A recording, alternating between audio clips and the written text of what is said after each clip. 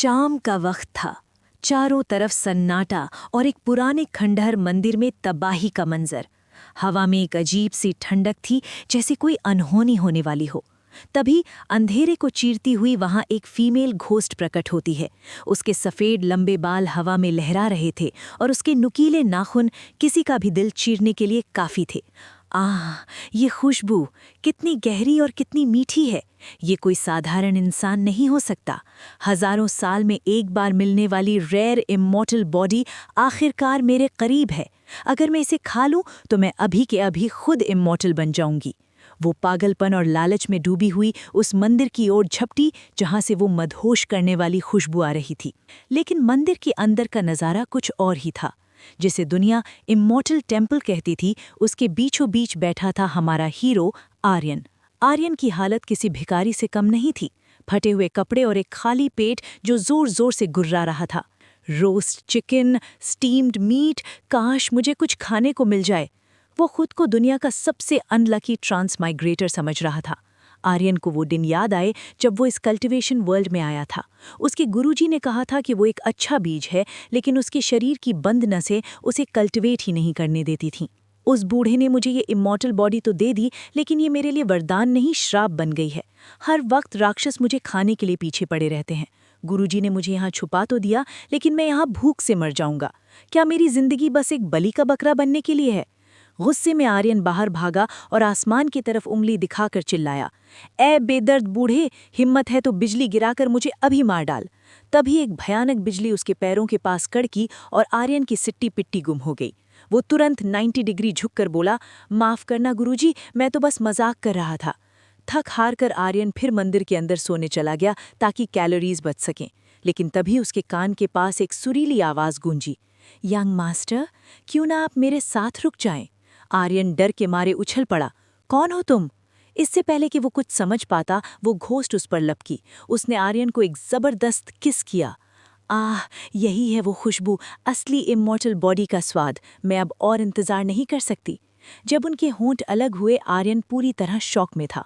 उसे अपनी मर्दानगी पर चोट महसूस हुई। उसने गुस्से में उसे धक्का दिया, लेकिन वो घोस्ट तो जैसे मस्ती के मूड में थी।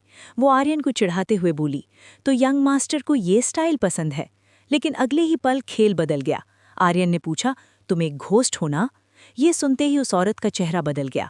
अब वो खूबसूरत नहीं बल्कि हजारों गुना डरावनी लग रही थी।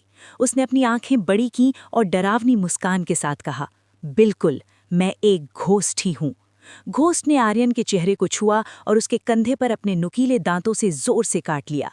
आर्यन का ताज़ा खून उसकी सफ़ेद कमीज को लाल करने लगा। आर्यन की आंखों के सामने अंधेरा छाने लगा। तो क्या आज मेरा अंत हो जाएगा?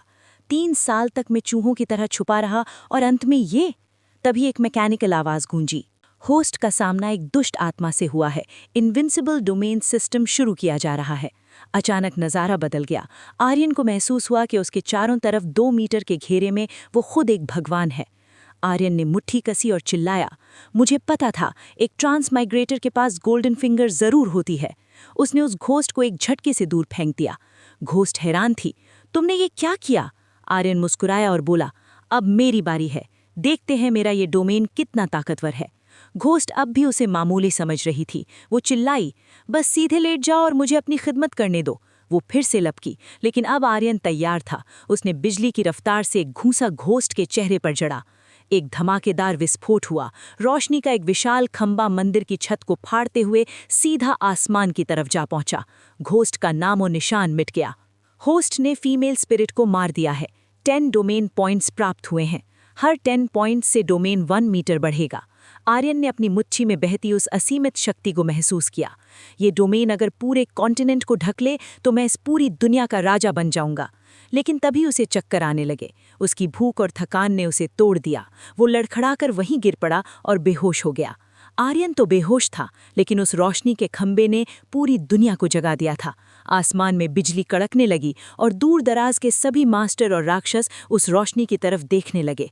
आसमान को किसी ने चीर दिया है। क्या कोई इमॉर्टल ट्रेजर इस दुनिया में आया है? पूरे कॉन्टिनेंट में महा हलचल मचने वाली है। हजारों तलवारें और योद्धा उस मंदिर की ओर निकल पड़े। क्या आर्यन अपनी पहचान छुपा पाएगा या फिर ये उसकी असली लड़ाई की शुरुआत है? ये सब जानेंगे अगले भाग में। यदि आपको हमारी ये प्रस्तुति पसंद आई हो तो इसे लाइक करना और हमारे चैनल को सब्सक्राइब करना ना भूलें। आपको ये वीडियो कैसी लगी ये आप हमें कमेंट बॉक्स में लिखकर ज़रूर बताइए। तो बहुत जल्द फिर मुलाकात होगी अगली वीडियो में।